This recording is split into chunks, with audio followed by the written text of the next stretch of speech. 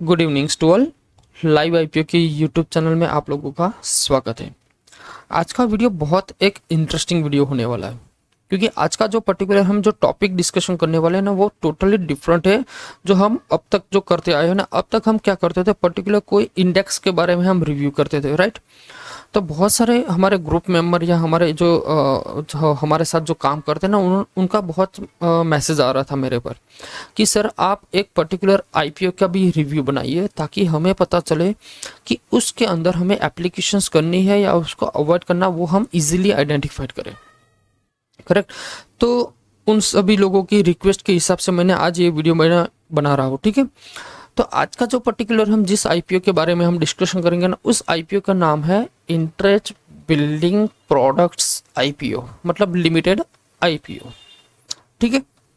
Okay.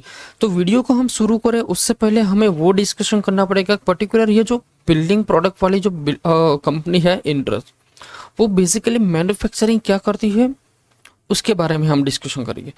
उसके बाद हम पर्टिकुलर आपको बताएंगे इस आईपीओ का पूरा डिटेल्स रिव्यू, ठीक है। तो देखिए, यहाँ पर मैंने क्या किया, उस कंपनी की वेबसाइट ओपन किया हुआ है, ठीक है। तो उस कंपनी की वेबसाइट पर आप जाओगे तो आपको ये बहुत सारे बिल्डिंग्स आपको यहाँ पर दिखते हैं। ये बिल्डिंग आप देख रहे हो ना, फिर एक ये बिल्डिंग हो गया, फिर कोई और बिल्डिंग आएगी, जैसे ये बिल्डिंग हो गया, ठीक है। तो ये पर्टिकुलर क्या है, ये इस कंपनी ने जो प्रोजेक्ट जो कंप्लीट किए ना, उसके फोटोग्राफ्स है। अब पर्टिकुलर बिल्डिंग कंपनी बनाती क्या है, आप सभी लोगों को पता होगा कि इसका नाम ही एक ऐसा है, interest building product. Building product का क्या हुआ, मतलब ये कंपनी मेजोरिटी पीईबी स्ट्रक्चर बनाती है। अब पीईबी स्ट्रक्चर का क्या मतलब होता है कि pre engineering building. Pre engineering building मतलब एक डिजाइनिंग सॉफ्टवेयर के अंदर पूरा का पूरा जो ये बिल्डिंग बना होता है, उसकी एक बायोग्राफी, मतलब एक 3D इमेज बनाया जाता है। और उस 3D इमेज को बनाने के बाद उसका जो मतलब क्लाइंट होता है, उसके साथ वो डिस्कशन करते हैं कि भाई हमने इस तरह से मॉडल बनाया है, अगर आपको सही लगता है तो हम पर्टिकुलर इस मॉडल के हिसाब से आपकी पूरी बिल्डिंग बनाएंगे। करेक्ट। तो उसके अंदर क्या होता है कि बहुत सारे लोग, अगर जो सिविल इंजीनियरिंग वाले हो गए या जो पर्टिकुलर जो बिजनेस करते हैं, उनको पता होगा पीईबी स्ट्रक्चर क्या होता है। ग्राउंड लेवल में क्या होता है, उनकी मतलब ये जो कॉलम्स होते हैं ना, वो खड़े करते हैं, और उसके ऊपर एक स्टील का पर्टिकुलर एक होता है, और ये पूरी की पूरी बिल्डिंग जहां पर आप देख सकते हो ना, बेस से ऊपर पूरा का पूरा स्टील का बना होता है। और ये जो है ऊपर की साइड या बॉटम की साइड अब जो दिख रहा है ना, वो एक स्टील के जो क्या होता है, पतरा जिसको बोलते हैं हम गुजराती में, अब हिंदी में इसको क्या बोलते हैं वो मुझे पता नहीं, वो मतलब उसका मटेरियल होता है। तो उसके बारे में हम थोड़ा सा डिस्कशन करते हैं। तो जैसे कंपनी की थोड़ी सी हिस्ट्री के बारे में हम डिस्कशन करें, तो कंपनी एग्जैक्टली इस्टेब्लिशमेंट हुई थी 1983 को, करेक्ट। ऑलमोस्ट 14 ईयर हो गए, ठीक है। ओके। और ये कंपनी क्या करती है, प्री इंजीनियरिंग बिल्डिंग्स प्रोवाइड करती है, ठीक है। और ये 14 ईयर से क्या करती है, लीडिंग टंकी बेस्ड प्रोजेक्ट। टंकी बेस्ड प्रोजेक्ट का मतलब होता है कि मान लीजिए आज मुझे कोई कंपनी स्टार्ट करनी है, करेक्ट। तो क्या होता है, उसके लिए मुझे जो पूरा बिल्डिंग्स जो बनाना होता है, उसका जो सिविल स्ट्रक्चर होता है, तो उसका मैं क्या करूँगा, पूरा का पूरा एक कंपनी, मान लीजिए इसी कंपनी को मैं एक टेंडर देता हूँ, तो वो टेंडर कॉन्सेप्ट पॉइंट पर आता है टंकी बेड। टंकी बेड मतलब एक सिस्टम होती है, उस सिस्टम के मतलब एक जिसको हम बोलते हैं ना, कॉन्ट्रैक्ट होता है, टंकी बेस्ड कॉन्ट्रैक्ट। उस कॉन्ट्रैक्ट के ऊपर ये लोग इस कंपनी में क्या करते हैं, उसका एनालिसिस करते हैं, एक 3D इमेज बनाते हैं हमारे जो क्लाइंट के हिसाब से, उसकी रिक्वायरमेंट के हिसाब से, कौन सा मैन्युफैक्चरिंग यूनिट आप डालने वाले, वो सारे के सारे जब आप डिटेल दोगे तो उसके हिसाब से वो लोग पर्टिकुलर एक 3D इमेज बनाएंगे, और उसके ऊपर क्या करेंगे, ये टंकी प्रोजेक्ट के हिसाब से प्री इंजीनियरिंग बिल्डिंग वो खड़ा करेंगे, करेक्ट। तो मोटा मोटा आप समझ लीजिए, एक स्टील बेस्ड एक कंपनी है जो कंपनी को एक सिविल स्ट्रक्चर खड़ा करके दे देती है, बस बात खत्म, करेक्ट। ओके। अब यहाँ पर पर्टिकुलर आईपीओ के बारे में हम डिस्कशन करेंगे, ठीक है, कि भाई ये आईपीओ मेजोरिटी करता क्या, मतलब आईपीओ की ओपनिंग डेट क्या है, उसकी क्लोजिंग क्या है, उसकी फाइनेंशियल कंडीशंस क्या है इस आईपीओ के, ठीक है। तो चलिए हम थोड़ी सी आईपीओ के बारे में आप डिस्कशन करते हैं। तो यहाँ पर जैसे आप देख रहे हो कि आपके सामने एक स्क्रीन ओपन हुआ है। अब ये एक पर्टिकुलर एंड्रॉयड एप्लीकेशन है, क्या है, एंड्रॉयड एप्लीकेशन। ठीक है, कौन सी एंड्रॉयड एप्लीकेशन है? जिसका नाम है लाइव आईपीओ। आप प्ले स्टोर में भी आप इसको सर्च करोगे तो आपको मिल जाएगा, लाइव आईपीओ के नाम से आप यहाँ पर इंस्टॉल कर सकते हो। ठीक है, अब चलिए मैं आपको यहाँ पर डिटेल इसकी आईपीओ की डिटेल में समझाता हूँ। तो आईपीओ ओपन कब होने वाला है? 19 अगस्त को, मतलब कल। Correct, okay. आईपीओ क्लोज कब होने वाला है? तो भाई 21 अगस्त को, मतलब 3 दिन के अंदर ये खत्म हो जाएगा। उसका अलॉटमेंट कब आने वाला है? तो 23 को उसका अलॉटमेंट आएगा।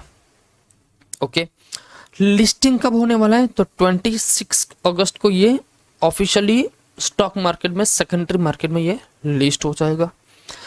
पर्टिकुलर आईपीओ की प्राइस बैंड की बात करें तो आईपीओ की प्राइस क्या है? यहाँ पर आपको लिखा हुआ है 850 और यहाँ पर लिखा हुआ है 900। इसका क्या मतलब हुआ? इसका मतलब ये हुआ कि 850 जो होता है वो मिनिमम होता है और 900 है वो है मैक्सिमम। मतलब अगर आप एक रिटेल इन्वेस्टर के हिसाब से एप्लीकेशन करते हो तो आपको एक, जब भी आप एप्लीकेशन करते हो तो वहाँ पर एक कट ऑफ ऑप्शन आता है, तो वहाँ पर 850 के हिसाब से वो काउंट करता है। लेकिन जब हमें अलॉटमेंट मिलता है तो वो 900 के रुपीस पर ही होता है। तो मतलब मोटा मोटा मैं मान लूँ तो ये मिनिमम जो होता है ना उसको आप अवॉइड कीजिए। आपको सिर्फ 900 ही ध्यान रखना है कि आप जो भी एप्लीकेशन करते हो वो 900 के हिसाब से। अगर हम 900 के हिसाब से हम एप्लीकेशन करेंगे तो एक लॉट के अंदर हमें कितने शेयर मिलेंगे? 16। अब ये 16 शेयर के ऊपर हमें एप्लीकेशन के हिसाब से हमारा अमाउंट कितना लगेगा? तो भाई 14,400 हमारा एप्लीकेशन के हिसाब से, एक लॉट में हमें एप्लीकेशंस करनी है तो 14,400 अमाउंट हमें पे करना पड़ेगा। Correct, okay. अगर टोटल इश्यू साइज, हम कंपनी का टोटल इश्यू साइज हम काउंटिंग करेंगे तो 66,69,852 शेयर आपको यूज करने को मिलेंगे, जिसकी टोटल कैपिटल हम काउंटिंग करेंगे तो 600 करोड़ के आसपास होती है। ये टोटल हो गया। अब उसमें से फ्रेश इश्यू कितना है? तो फ्रेश इश्यू है 22,22,222। इसकी टोटल वैल्यू हम बोलेंगे तो 200 करोड़। अब ये फ्रेश वैल्यू मतलब ये पूरा का पूरा नए शेयर है जो मार्केट में अभी लॉन्च हो गए। Correct, okay. दूसरा है ऑफर फॉर सेल। अब ऑफर फॉर सेल में जो शेयर है वो है 47,670। इसकी टोटल वैल्यू हम काउंटिंग करेंगे तो 400 करोड़ के आसपास होती है। ये क्या होगा? जो कंपनी के पास अभी जो पर्टिकुलर जितने भी शेयर है उसमें से ये 400 करोड़ के शेयर, मतलब मोटा मोटा मान लीजिए तो 44 लाख शेयर वो 900 रुपीज के भाव में मार्केट में सेल करेगा। तो ये जो 400 करोड़ डायरेक्टली कंपनी को मिलेंगे और ये जो 200 करोड़ है वो मार्केट में नया है, वो भी सेम 900 रुपीज़ में ही सेल होगा, जिसमें हम ट्रेडिंग करेंगे और इसका भी पैसा मार्केट में कंपनी के पास जाएगा। तो कंपनी के पास मोटा मोटा मान लीजिए तो 600 करोड़ के आसपास उसके पास जाएगा। ओके, ठीक है। अब आगे चलते हैं इसकी फेस वैल्यू। अब फेस वैल्यू क्या होता है? एक मिनिमम वैल्यू।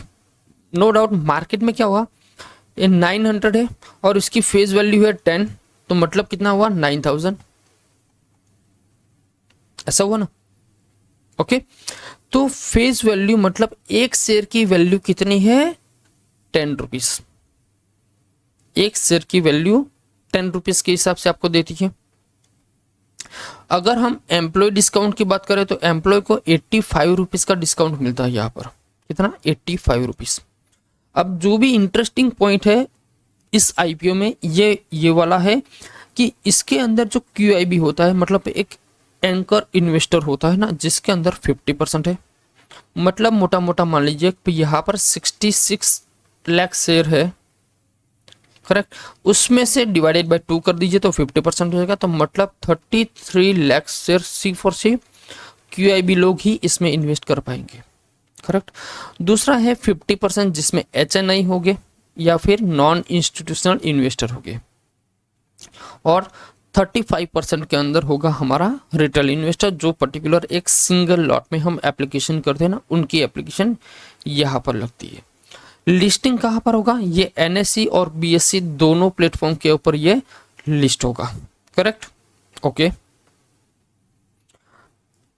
अब ऊपर चलते हैं, यहां पर आप देख सकते हो कि एक DRHP ड्राफ्ट हियरिंग रिपोर्ट होता है और यह होता है RHP, और यहाँ पर आपको मिलेगा एंकर इन्वेस्टर लिस्ट। यहाँ पर आप देख सकते हैं ना QIB, तो इसमें जो QIB लोग हैं वो कौन कौन से है, किस पर्टिकुलर QIB ने यहाँ पर इंटरेस्टेड ज़्यादा है, तो वो लिस्ट आपको यहाँ से मिल जाएगी।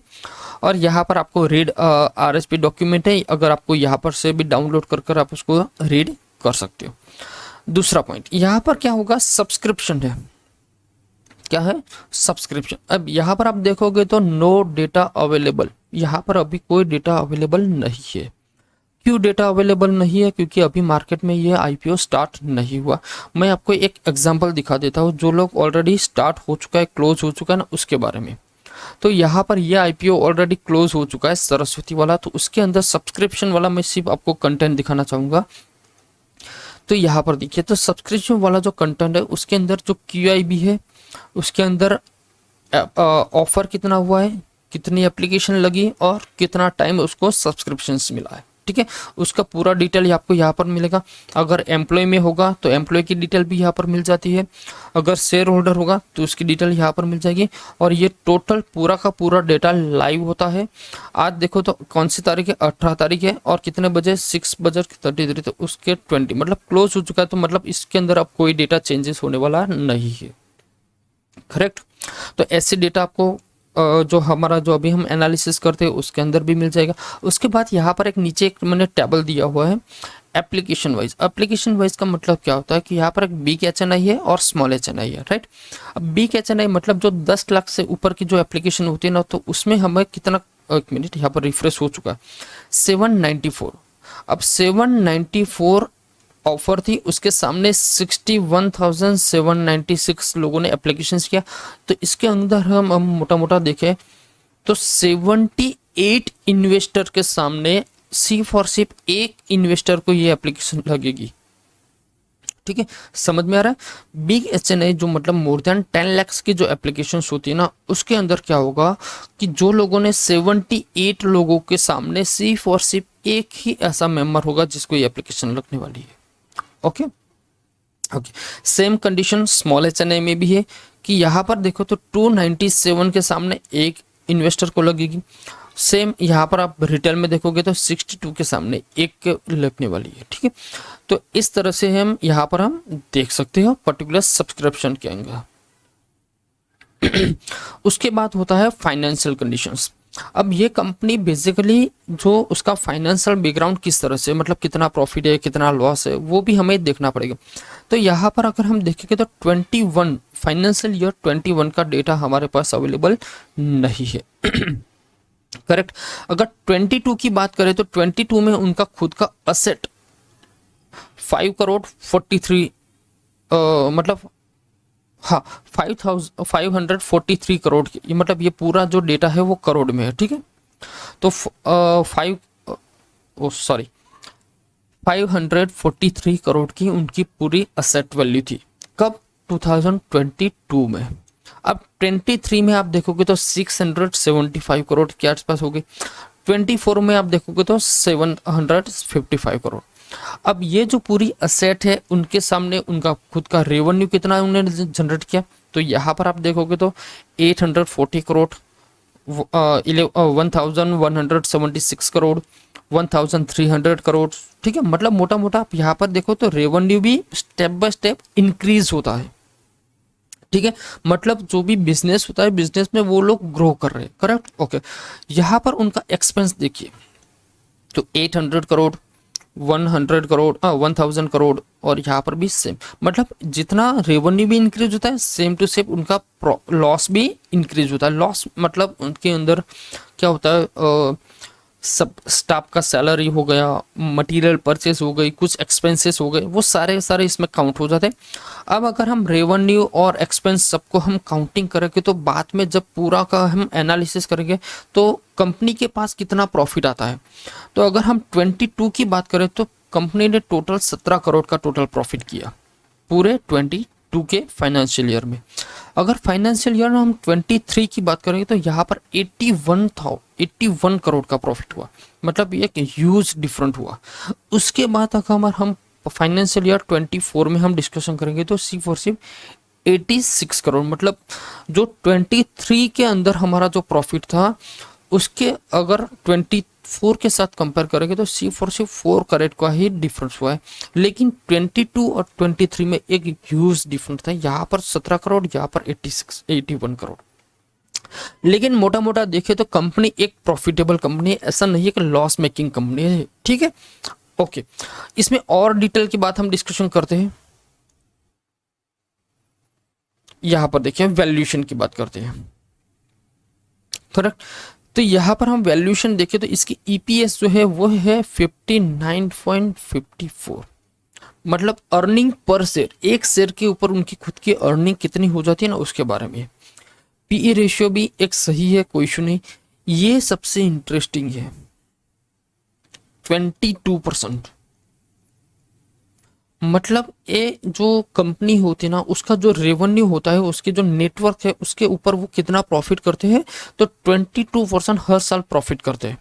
ठीक है, तो ये एक बहुत अच्छा प्रॉफिटेबल बिजनेस है। तो इसके अंदर हो सकता है बहुत सारे इन्वेस्टर इंटरेस्टेड हो गए पर्टिकुलर ये वैल्यू को देखते हुए। ठीक है, अगर हम पर्टिकुलर उसकी एनएवी की बात करेंगे तो क्या है 268 इसकी एनएवी है।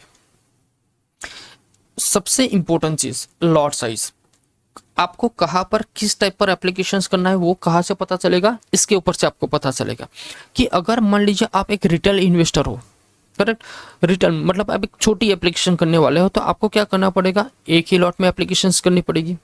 और अगर आप एक लॉट में एप्लीकेशन करते हो तो आपको अगर एप्लीकेशन अलॉटमेंट होती है तो आपको शेयर कितने मिलेंगे 16, तो उसके लिए आपको पेमेंट देना पड़ेगा 14,400, करेक्ट। सेम अगर आप पर्टिकुलर स्मॉल एचएनए में एप्लीकेशंस करना चाहते हो तो स्मॉल एचएनए में क्या होगा, आपको 14 लॉट्स में एप्लीकेशंस करने पड़ेगी। इसके लिए आपको कितने सेल लगेंगे 224, और उसके लिए आपको टोटल पेमेंट देना पड़ेगा 2,01,600। ठीक है, अब बिग एचएनआई मेजोरिटी लोग यहाँ पर बहुत सारे लोग इंटरेस्टेड होते हैं जहाँ पर लोग एप्लीकेशंस करते हैं। यहाँ पर आपको 17 लॉट में एप्लीकेशंस करनी पड़ेगी, 70 में। तो उसके अगेंस्ट आप एप्लीकेशन कितने के करते हो 1,120 शेयर के लिए आप एप्लीकेशंस करते हो, और आपको पेमेंट कितना डिडक्ट हो सकता है 10,08,000। लेकिन अगर मान लीजिए ये 10 लाख की आप एप्लीकेशन करते हो और आपको अलॉटमेंट मिलता है तो अलॉटमेंट आपको सिर्फ यही मिलेगा। ठीक है, अलॉटमेंट स्मॉल एचएनआई का ही मिलेगा, बाकी का जो आपका 8 लाख रुपीज है वो डेफिनेटली आपका डेबिट नहीं होगा, आपके अकाउंट में से सिर्फ डेबिट होगा 2 लाख। तो आप लोग सोचोगे सर ऐसा क्यों, एप्लीकेशन तो हम 10 लाख की करते हैं, लगता इतना ही है, तो इससे बेटर है कि हम यही करें। तो यहाँ पर सबसे इंटरेस्टिंग पॉइंट ये होता है कि ये दोनों को मिला के 15% होता है। कितना 15% में ही आपको एप्लीकेशंस करनी होती है, और ये जो 15% होता है उसमें से 10% बिग एचएनआई ले लेता है और 5% स्मॉल एचएनआई। अब यहाँ पर सबसे इंटरेस्टिंग चीज क्या होता है, ये जो 10% होता है ना यहाँ पर इन्वेस्टर बहुत कम होते हैं, तो इसीलिए यहाँ पर हम अगर एप्लीकेशन करते हैं तो यहाँ पर अलॉटमेंट होने की चांसेस सबसे ज़्यादा रहती है। ठीक है, लेकिन अगर माइनस खुला और अलॉटमेंट हुआ तो यहाँ पर लॉस भी आपको बड़ा हो सकता है। यहाँ पर क्या होगा, यहाँ पर जैसे आप इन्वेस्टर ज़्यादा होगे तो यहाँ पर लगने की चांसेस बहुत कम हो जाएगी, करेक्ट। तो इसीलिए आपको मेजोरिटी यहाँ पर आप देख सकते हो, एक मिनट, हाँ, यहाँ पर इसमें एप्लीकेशन करोगे तो लगने की चांसेस आप बहुत ज़्यादा होती है, अलॉटमेंट यहाँ पर सबसे ज़्यादा होने की प्रॉबिलिटी होती है।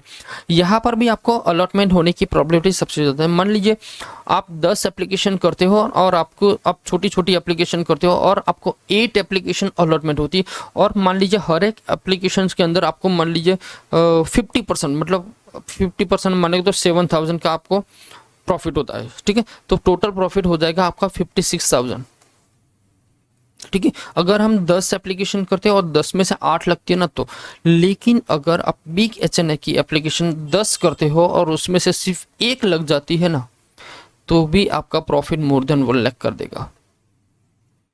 तो इसीलिए बोल रहा हूँ कि हो सके इतनी एप्लीकेशन आप बड़ी भी कर सकते हो, छोटी भी कर सकते हो। ये डिफरेंस रहता है आपका कितने, आपका टोटल क्या बोलते हो, कितने अकाउंट आप हैंडल करते हो, आपके पास कितने कैपिटल है, उसके ऊपर आप ये थोड़ा सा एडजस्टमेंट कर सकते हो।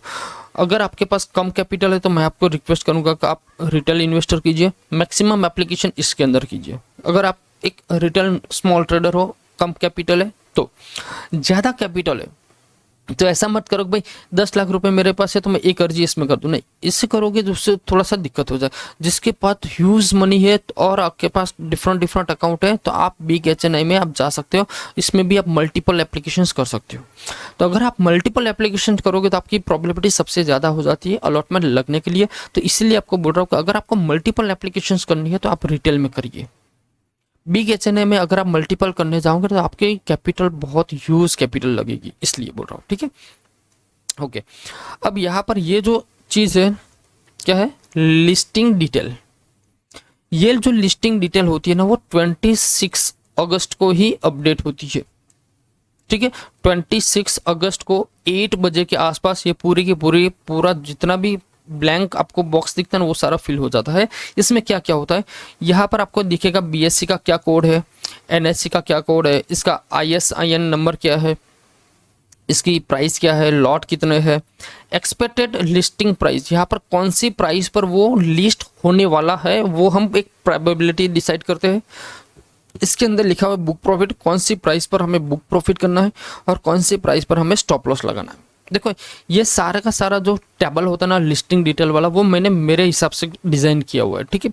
मतलब इसके अंदर क्या होता है कि मैं अपने हिसाब से कैलकुलेशन लगाता हूँ कि भाई इस IPO में मुझे इतना रिटर्न मिलेगा तो मैं निकल जाऊँगा, या फिर इस IPO में इतना प्रॉफिट होने वाला है, या मतलब वो प्रॉफिट हम कहाँ से निकालेंगे, जो GMP उसका रहता है ना उसके बेसिस पर हम थोड़ा सा कैलकुलेशन लगाते हैं और ये हम अपने हिसाब से करते हो, ठीक है।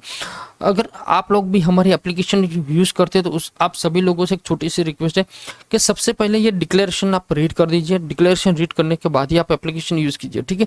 क्योंकि यहाँ पर ना ही हम कोई सेबी रजिस्टर्ड है, ठीक है। हम ये जो भी सब आपको इन्फॉर्मेशन देते हैं वो सिर्फ और सिर्फ एक एजुकेशनल पर्पज़ के हिसाब से देते हैं, ठीक है। तो यहाँ पर हमने क्लियर कट एक डिस्क्लेमर दिया हुआ है, ठीक है। ओके, अब सबसे इंटरेस्टिंग पॉइंट हम जो डिस्कशन करने वाले हैं ना कि भाई ये IPO जो है उसका GMP कितना है। तो यहाँ पर आप देख सकते हो कि ये जो IPO का जो मेन पेज है, ठीक है, यहाँ पर आप देखोगे तो आपको IPO का नाम दिखेगा, यहाँ पर उसका लोगो दिख जाएगा, यहाँ पर जो लिखा है सब्सक्रिप्शन, सब्सक्रिप्शन मतलब उसका जो रेटिंग होता है ना वो यहाँ पर आपको मेंशन किया हुआ है कि इसके अंदर एप्लीकेशन के करने के लिए कितना प्रोबेबिलिटी होता है। तो मैं यहाँ पर इसको सब्सक्राइब रेटिंग दिया हूँ। यहाँ पर आपको डेट मिल जाती है, कौन सी डेट है उसके अंदर, यहाँ पर आपको ऑफर प्राइस मिल जाएगी, यहाँ पर आपको नंबर ऑफ शेयर मिल जाएगा, यहाँ पर आपको क्या मिलेगा, लाइव सब्सक्रिप्शन डेटा मिलेगा। जब भी मार्केट लाइव होगा तो यहाँ पर आपको एक लाइव डेटा मिलता रहेगा, ठीक है। और एट प्रेजेंट आप यहाँ पर देखो तो उसकी जो प्रीमियम चलती है ना वो 335 तो मोटा मोटा मान लीजिए तो 37% की रिटर्न अभी चल रही। चलो इसको भी छोड़ो, मोटा मोटा मान लीजिए तो आप सभी जगह आप एनालिसिस करोगे, दूसरे एप्लीकेशन देखोगे, वेबसाइट देखोगे तो सब जगह मोर देन 300 के आसपास उसका GMP चल रहा है। अगर मोर देन 30% 300 मोटा मोटा मान लीजिए तो 30%, तो 30% एक बिग क्या बोलते हैं बड़े IPO के अंदर 30% भी एक अच्छा होता है। दूसरा सबसे इंपॉर्टेंट चीज़ क्या होता है कि लास्ट टाइम हम अगर डिस्कशन करेंगे कि इसके अंदर QIB जो है उसके अंदर नंबर ऑफ इंटरेस्टेड कितने लोग हैं, ठीक है, उसमें कितने लोग पार्टिसिपेट करते हैं उसके हिसाब से भी ये प्रीमियम में प्लस माइनस हो सकता है, ठीक है। तो मोटा मोटा मैंने यहाँ पर पूरा का पूरा डिटेल हम इस IPO के बारे में हमने डिस्कशन कर दिया।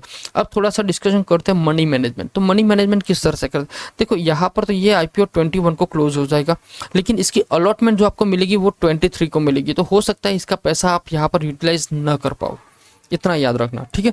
दूसरा इसके साथ साथ आपको SME IPO भी आने वाले हैं। देखो ये भी सेम डेट को ही है, इसका भी मैं आपको पर्टिकुलर इसका भी एनालिसिस में आपको शॉर्ट टर्म में मैं ही प्रोवाइड कर दूंगा दोनों SME IPO के बारे में, ठीक है। तो यहाँ पर भी ये देखो 21 और ये भी 21, तो दोनों सेम डेट को ही क्लोज हो रहे हैं और ये भी बहुत अच्छे IPO, ठीक है। तो आपको थोड़ा सा मनी मैनेजमेंट के ऊपर भी थोड़ा सा ध्यान देना पड़ेगा क्योंकि ये भी 21 को क्लोज हो रहा है, वो भी 21 को क्लोज हो रहा है। तो प्रीफर किसको करोगे, SME IPO को हम प्रीफर करेंगे या मेन लाइन को? मैं डेफिनेटली बोलूँगा कि आपको मेन लाइन में ही आपको जाना पड़ेगा। SME आप एक समय हो सकता है उसको अवॉइड कर सकते हो, ठीक है। तो आज का वीडियो मैं यहाँ तक ही रखता हूँ। वीडियो तो मैंने ऑलरेडी कंप्लीट कर दिया, तो छोटा मोटा आपको फीडबैक के लिए मैं आपको थोड़ा सा डिस्कशन करूँगा कि अगर आपको वीडियो अच्छा लगा हो तो आप इस वीडियो के बारे में थोड़ा बहुत मुझे कमेंट में मुझे बताना कि भाई वीडियो कैसा लगा, इसमें क्या इम्प्रूवमेंट करना चाहिए, क्या नहीं करना चाहिए, क्या डिटेल और ऐड करनी चाहिए। ये एप्लीकेशन भी अगर आपने अभी तक डाउनलोड नहीं किया तो प्ले स्टोर में ऑलरेडी अवेलेबल है, वहाँ पर जाकर आप उसको डाउनलोड कर सकते हो। यहाँ पर आपको पूरी की पूरी डिटेल, सारे जितने भी IPO आती है उनके सारे के सारे डिटेल आपको यहाँ पर मिल जाएंगे। ठीक है, वीडियो अच्छा लगा हो तो वीडियो को लाइक एंड शेयर कर दीजिए। दूसरी बार चैनल पर नए हो तो चैनल को सब्सक्राइब कर दीजिए। ठीक है, मिलते हैं नेक्स्ट वीडियो में। जय हिंद।